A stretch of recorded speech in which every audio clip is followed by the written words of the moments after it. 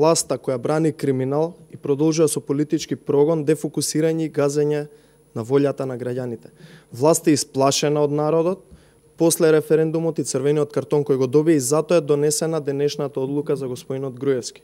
Власта која вршеше уцени закани за време на референдумот, пред референдумот и референдумскиот ден, а потоа и оние притисоци после референдумскиот ден, која се уваше по приватни броеви на луѓе од ВМРО, лажно представувајќи се само за да излезат на гласање, која полнеше кутии за кои што сведоци бевме целата јавност, која легитимираше групно гласање и која е јасно дека се разголи со сите овие случаи, продолжува со истото сценарио на автократско владење.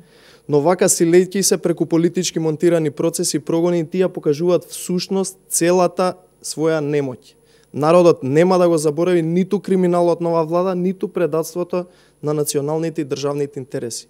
Ова судот треба да го знае, но и оние кои му шепотат на судот како за овој случај, така и за случајот со подкуп за кој Заев беше ослободен, или оној градоначалник Шверцер кој е на слобода дека ќе дојде време кога правдата ќе биде задоволена, а вистината ќе дојде на виделина. Медиумите пишуваат дека имало средба помеѓу председателот на партијата Мицкоски и Алија Ахмети. Тоа го потврдија и од ДУИ. Што се разговара? За сега немам никакви информации во врска со таква средба помеѓу председателот на ДУИ и председателот Мицкоски. Пратениците од ВМРО ДДМН рековте дека нема да се согласат на уставни измени во Словенија. А од власта не ги припагаат оние три барања од ваша страна. Како ќе тече сега процесот? Видете, како што знаете, завчера и вчера имавме седници на извршниот и на Централниот комитет, на кои што јасно ги потенциравме трите заклучоци кои што ги донесовме.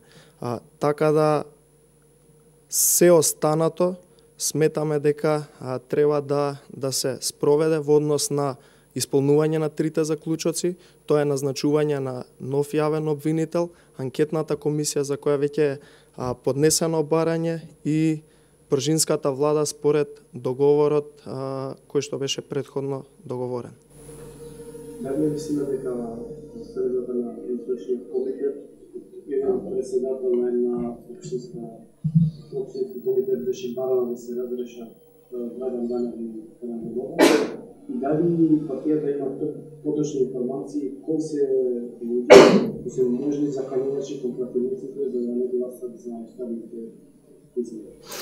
Видете вака, во однос на разрешување и кадровски прашања од страна на извршниот комитет веќе имавме соопштено дека се работеше за едно разрешување и тоа е заради непрофесионално работење на својата задача и одговорност која што имаше добиено на позицијата каде што беше назначен човекот. Во однос на сите други работи не би сакал да коментирам бидејќи се работи за седница на извршен комитет и се останато беше кажано она што требаше да се знае во однос на разрешувањата. Нема такви работи.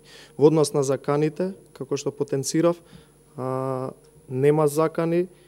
Знаете дека пратеничката група е едногласно самата потенцираше дека ќе почитува волјата на граѓаните која што беше јасно изразена на референдумскиот ден во неделата.